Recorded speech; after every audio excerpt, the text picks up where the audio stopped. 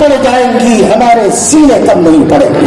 حسبنا اللہ و نعم الوکیل، اللہ ہمارے لیے کافی ہے اور وہ بہترین کارساز ہے۔ مار کے کبھی بھی ہتھیار سے نہیں جیتے جاتے، مار کے ہمیشہ عزم، حوصلے اور جذبہ و جنون سے جیتے جاتے ہیں۔ شہادت مطلوب و مقصود مومن، نمال غنیمت نے کشور کشائی، یہ غازی یہ تیرے پراسرار بندے جنہیں تو نے بخشا ہے ذوق خدائی، دنیم ان کی ٹھوکر سے صحرا اور دریا، پہاڑ ان کی ہیبت سے سمٹ کر ہرائی، نور کی یہ کرن ظلمات پہ بھاری ہوگی، رات تمہاری ہے تو کیا صبح ہماری ہوگی۔ آپ نے ایک مسجد کے اوپر ہاتھ ڈالا، نتیجہ یہ ہے کہ وہاں آپ اقتدار سے محروم ہو گئے۔ اگر آپ سارے ملک کی مسجدوں پر ہاتھ ڈالیں گے تو سن لیجیے، کاتب تقدیر آپ کے لیے زوال کی داستان مقدر کر دے گا۔ ہم وہ ہیں کہ ہم جائیں گے نہیں، آپ کو بھی ساتھ لے کر چلے جائیں گے۔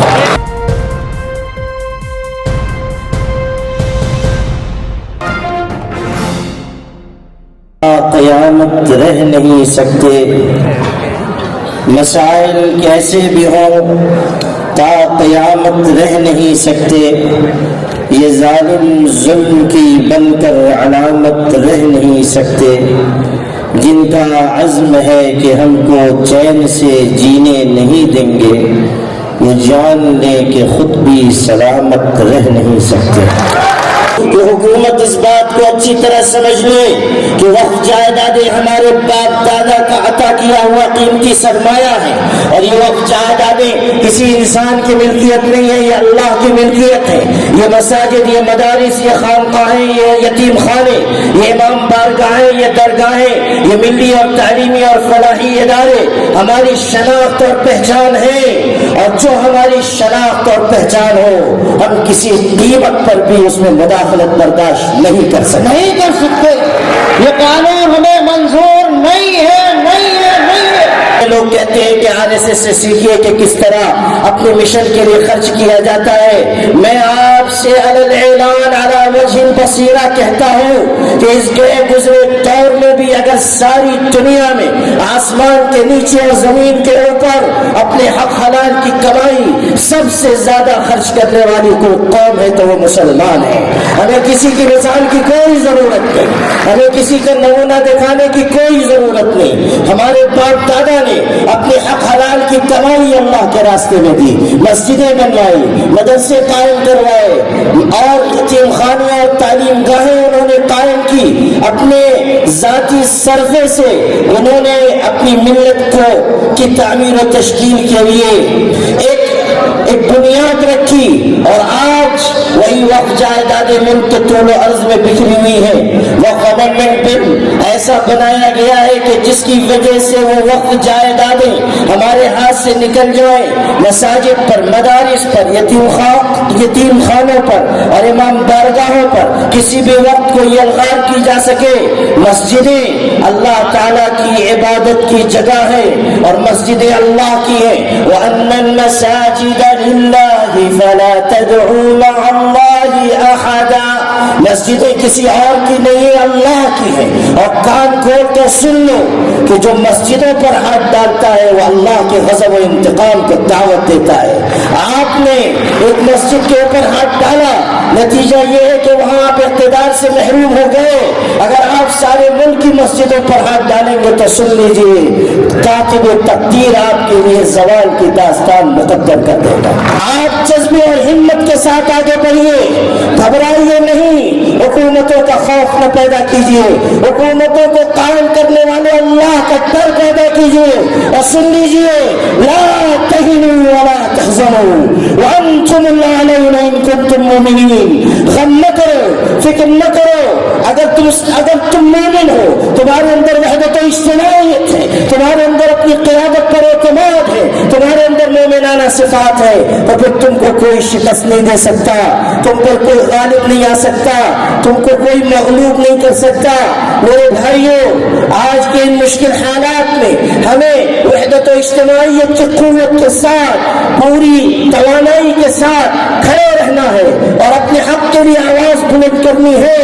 مظالم آتے ہیں، مصائب آتے ہیں، پریشانی آتی ہیں، مشکلات آتی ہیں، لیکن ہمیں مشکلات سے پنجہ آزمائی کا ہنر سیکھنا چاہیے اور ہمیں بتانا چاہیے کہ ہم اللہ کی لازوال طاقت پر یقین رکھنے والے ہیں۔ اگر تمہارے پاس حکومت ہے تو ہمارے پاس ایمان کی قوت ہے، اگر تمہارے پاس سپاہ کی طاقت ہے تو ہمارے پاس محمد رسول اللہ کی غلامی کا سرمایہ ہے۔ نعرہ تکبیر، نعرہ تکبیر، نعرہ محمد عمران صاحب، آل انڈیا مسلم پرسنل لا بورڈ، یووا صلاح سمیتی۔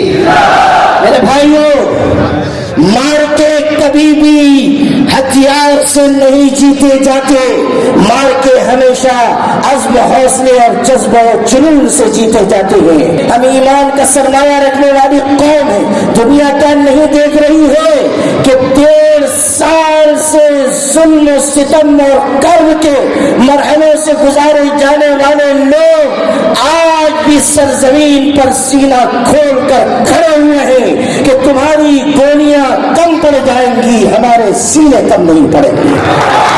نعرہ تکبیر، نعرہ محمد عمران صاحب، آل انڈیا مسلم پرسنل لا بورڈ۔ فلسطین کے مسلمان جس عزم و عزیمت کے ساتھ ساری دنیا کی ظالم و جابر طاقتوں کو آئینہ دکھا رہے ہیں، وہ یہ بتانے کے لیے کافی ہے کہ تم ہماری عمارتوں کو گرا سکتے ہو، ہمارے ایمان و یقین کو شکست نہیں دے سکتے۔ تم ہمیں قتل کر سکتے ہو لیکن تم ہمارے دل سے توحید کی دولت چھین نہیں سکتے۔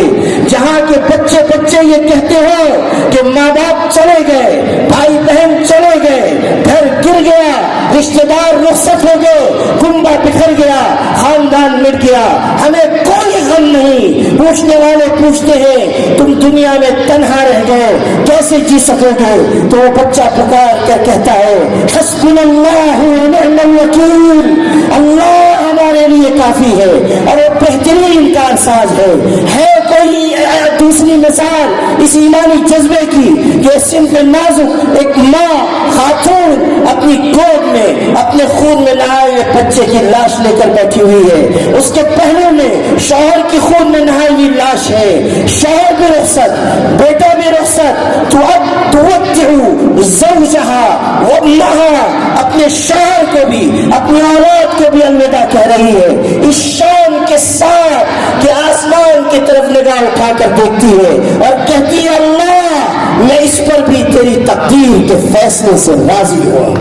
یہ ہے ایمان کی قوت، یہ ہے یقین کی قوت۔ شہادت مطلوب و مقصود مومن، نمال غنیمت نے کشور کشائی، یہ غازی یہ تیرے پراسرار بندے جنہیں تو نے بخشا ہے ذوق خدائی، دنیم ان کی ٹھوکر سے صحرا اور دریا، پہاڑ ان کی ہیبت سے سمٹ کر ہرائی، نور کی یہ کرن ظلمات پہ بھاری ہوگی، رات تمہاری ہے تو کیا صبح ہماری ہوگی، رات تمہاری ہے تو کیا صبح ہماری ہوگی انشاءاللہ۔ حضرات گرامی قدر، آپ کی یہ ذمہ داری بھی ہے کہ ایک طرف جہاں آپ حکومت کو پیغام دیں، وہیں حکومت کی حریف پارٹیوں کو بھی آپ بتائیں کہ آپ کا کردار وقف امینڈمنٹ بل کے سلسلے میں کیا ہونا چاہیے۔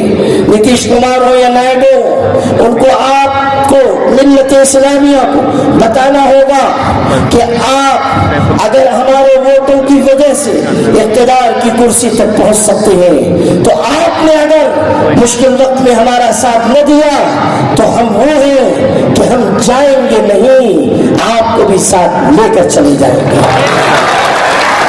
اتنا ہلکا پھلکا مت سمجھیے۔